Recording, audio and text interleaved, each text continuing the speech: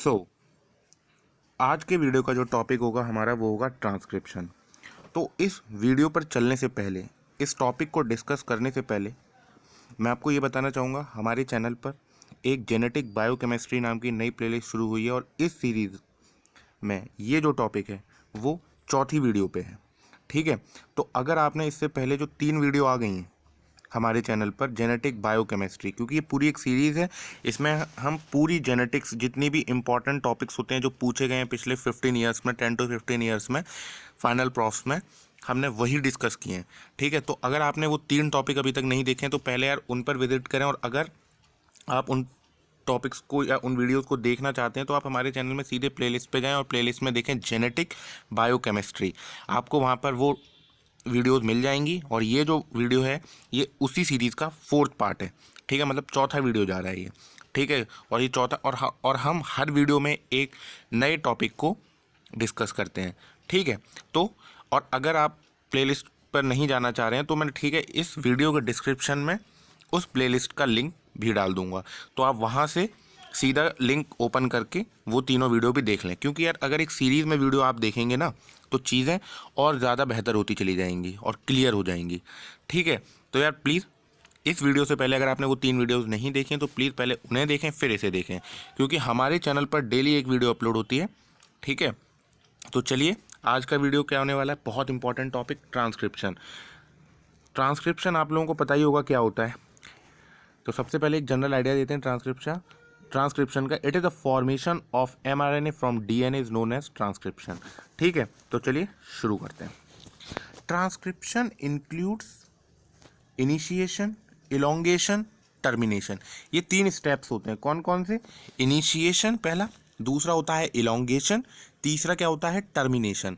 और जब ये तीनों स्टेप्स कंप्लीट हो जाते हैं ट्रांसक्रिप्शन में, तो उसके बाद क्या होता है? Post transcriptional processing. Very much important. देखिए, अगर आपको इनिशिएशन, इलोंगेशन, टर्मिनेशन के बारे में पूरा पता चल जाएगा ट्रांसक्रिप्शन के, तो आप पोस्ट ट्रांसक्रिप्शनल प्रोसेसिंग के बारे में भी बता ले जाएंगे। लेकिन उससे पहले हमें ये 3 स्टेप्स देखने होंगे: initiation of transcription, elongation in transcription and termination of transcription. ठीक है, उसके बाद फिर हम देखेंगे पोस्ट ट्रांसक्रिप्शनल प्रोसेसिंग। ठीक है, और चलिए फिर शुरू करते हैं कि सबसे पहले इनिशिएशन से भी चलने से पहले हम कुछ चीज़ें देखेंगे। Signals for initiation of transcription, क्या सिग्नल्स होते हैं जो इनिशिएशन ऑफ ट्रांसक्रिप्शन करते हैं? सबसे पहला क्या है? Promoters. There are certain specific areas on DNA, मतलब specific areas on DNA acts as starting signal for initiation process. I hope understand हो गया होगा। ठीक है, कुछ स्पेसिफिक एरियाज होते हैं किसके ऊपर? डीएनए के ऊपर, जो कि स्टार्टिंग सिग्नल की तरह एक्ट्स करते हैं इनिशिएशन प्रोसेस के लिए। The RNAP, that is RNA polymerase, attaches at promoter site on DNA template strand. Okay, RNA polymerase आके प्रमोटर साइट पे पहले अटैच होता है। ठीक है, अब थोड़ी प्रोकैरियोट्स की बात कर लेते हैं। That is like in bacteria, TATA box. TATA box क्या होता है? तो in case of bacteria, about 35 base pair before the transcription site, there is a sequence of 5 polarity TGTT GACA 3 polarity। ठीक है, इस सीक्वेंस में 35 base pair before the transcription start site के ये सीक्वेंस प्रेजेंट होता है। And about 10 base pair before there is another sequence, that is 5 polarity TATAAT, that is Tata 3 polarity. This one is referred to Tata box। ठीक है, अब यार ये बात क्या चल रही है? ये बात चल रही है प्रोकैरियोट्स और बैक्टीरियाज के अंदर की। ठीक है, तो उसके अंदर ये क्या कह रहा है कि 35 base pair before the transcription starting side एक सीक्वेंस होता है, जो होता है 5 पोलैरिटी TGTT GACA 3 पोलैरिटी, और 10 base pair before the starting site of transcription एक और सीक्वेंस होता है, वो क्या होता है? टाटा। ठीक है, देखिए 5:3 की पोलैरिटी में ही होगा ना। ठीक है, तो वो तो बार बार बताने की कोई जरूरत नहीं, लेकिन एक और अनदर सीक्वेंस प्रेजेंट होता है 10 base pair before transcription starting side. This one is refer to TATA box. इसी जो सीक्वेंस को होता है, इसी के नाम पर इसको टाटा बॉक्स कह दिया गया है। टाटा बॉक्स किसके अंदर पाया जाता है? ये बहुत इंपॉर्टेंट, आपको पता होना चाहिए प्रोकैरियोट्स के अंदर इसका ह्यूमन मेमेलियन बॉडी से कोई लेना देना नहीं है, ठीक है। लेकिन प्रमोटर्स और आरएनए पॉलीमरेज सबसे पहले बाइंड होता है, यही दो सिग्नल्स होते हैं that is required for initiation of transcription, what, promoters and TATA box in prokaryotes. और मैं तो यही कहूंगा यार, ये मैंने केवल ये चीज इसलिए डाल दी क्योंकि ये मेंशन है कुछ बुक्स में, इसलिए मैंने इसको डाल दिया, ठीक है। तो वैसे इसका हमारे से कोई लेना देना नहीं है, ठीक है। अब हमें तो भाई ह्यूमन का पढ़ना है ट्रांसक्रिप्शन, ठीक है। तो चलिए शुरू करते हैं इनिशिएशन ऑफ ट्रांसक्रिप्शन से।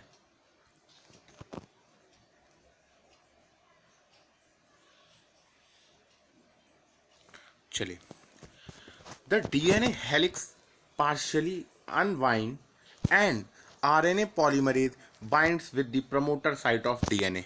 आई होप क्लियर हो गया होगा। देखिए, जो डीएनए का जो हेलिक्स होता है वो पार्शियली अनवाइंड होता है। इनिशिएशन ऑफ ट्रांसक्रिप्शन में क्या होता है, जो डीएनए का हेलिक्स होता है वो पार्शियली पहले अनवाइंड होता है and RNA polymerase binds with the promoter site on DNA. Okay, जब डीएनए पार्शियली अनवाइंड होता है तभी आरएनए पॉलीमरेज आके बाइंड करता है प्रमोटर साइट ऑन डीएनए, और इससे एक चीज बनती है, एक कॉम्प्लेक्स बनता है, उसको हम कह देते हैं प्री इनिशिएशन कॉम्प्लेक्स और पीआईसी। देखिए, इसको आप जान लीजिए, पीआईसी हर जगह बनेगा, ट्रांसक्रिप्शन में भी बनता है और आपका ट्रांसलेशन में भी बनता है। ओके, तो पीआईसी बन गया। तो इनिशिएशन में क्या बनता है, प्री इनिशिएशन कॉम्प्लेक्स। अब इनिशिएशन कंप्लीट हो गया भाई, आरएनए पॉलीमरेज आके बाइंड कर गया प्रमोटर साइट ऑफ डीएनए पे। लेकिन अब इनिशिएशन के बाद जो सेकंड जो आता है स्टेप, वो क्या आता है, इलोंगेशन।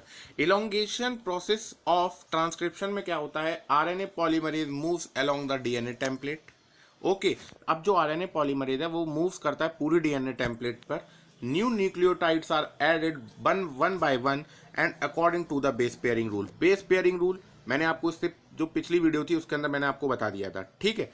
तो इसीलिए मैं कह रहा हूँ यार, वो वीडियो देख लीजिए, इस वीडियो को मैंने डिस्क्रिप्शन में लिंक डाल दिया है, पहले वो तीनों वीडियो विजिट कर लीजिए, उसके बाद इस वीडियो पे विजिट करेंगे तो चीज़ें काफ़ी ज़्यादा सिंपल हो जाएंगी, क्योंकि कुछ चीज़ें उससे कोरिलेटेड है, ठीक है। नेक्स्ट 10, देखिए अब आप समझ गए ना, आरएनए पॉलीमरेज मूव करेगा पूरे डीएनए टेम्पलेट पे, और जो न्यू न्यूक्लियोटाइड्स होंगे वो एक के बाद जुड़ते चले जाएंगे according to the base pairing rule.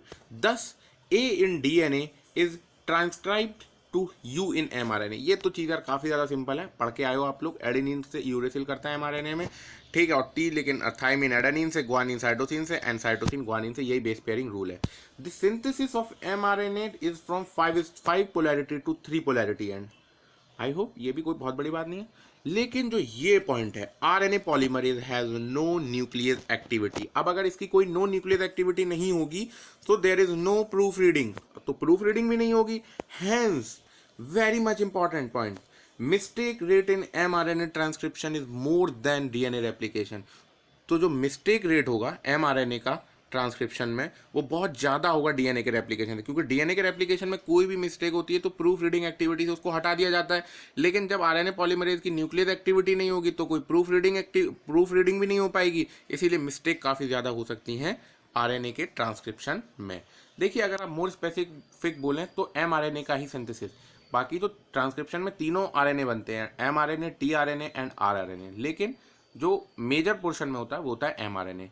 अब ये हमने आपको इलोंगेशन से रिलेटेड चीज़ें बता दी, किस तरीके से बाद में जुड़ते चले जाते हैं इसकी, लेकिन मैंने सिर्फ यहाँ पर आपको एक इंपॉर्टेंट पॉइंट बताया कि इसकी कोई न्यूक्लियस एक्टिविटी नहीं होती, तो इसलिए कोई प्रूफ रीडिंग नहीं होती, इसलिए मिस्टेक रेट ज़्यादा होता है। अगर ये क्वेश्चन आपसे पूछ लिया जाए कि एबनॉर्मेलिटी सबसे ज़्यादा कहाँ हो सकती है, मिस्टेक कहाँ हो सकती है, तो आप कहेंगे ट्रांसक्रिप्शन में, क्योंकि रेप्लिकेशन में तो प्रूफ रीडिंग है ना भाई, ठीक है। तो चलिए अब चलते हैं next point, termination of transcription.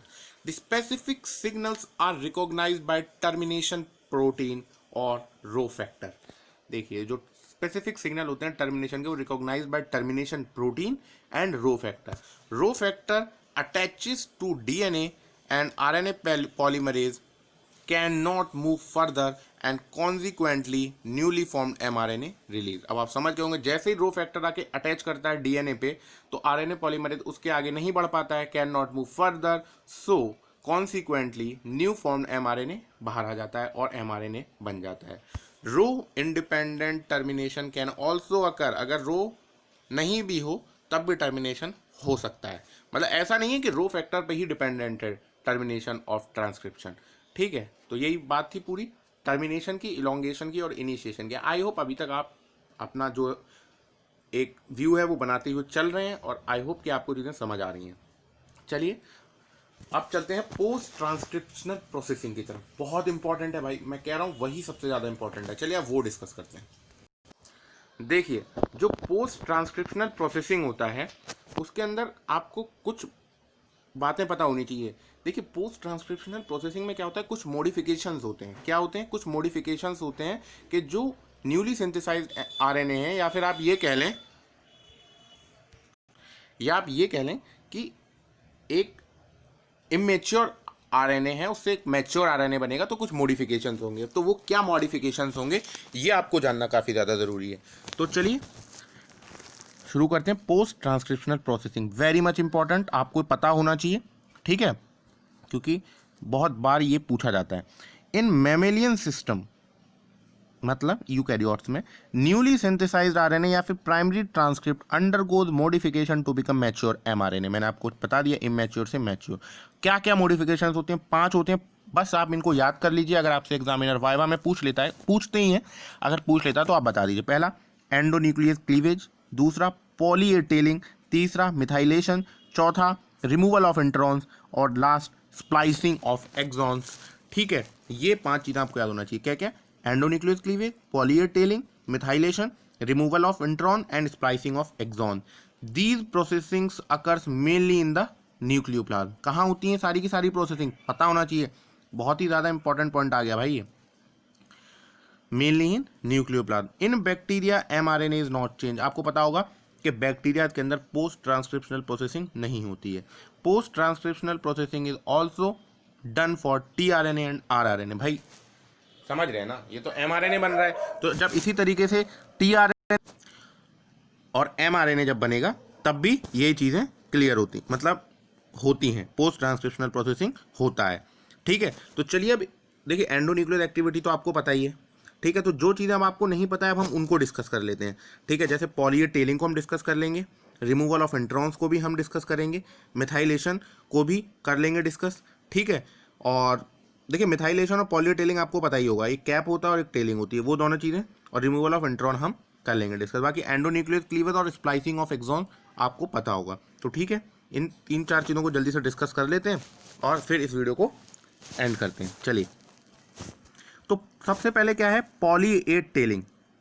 ठीक है, तो जो पॉली ए टेलिंग होता है भाई, वो आपको ये पता होना चाहिए पॉली ए टेलिंग के अंदर कि at the 3 terminus poly A tail में भी 20 to 250 न्यूक्लियोटाइड लॉन्ग होती है। कितनी? 20 to 250, 20 से 250 न्यूक्लियोटाइड्स लॉन्ग।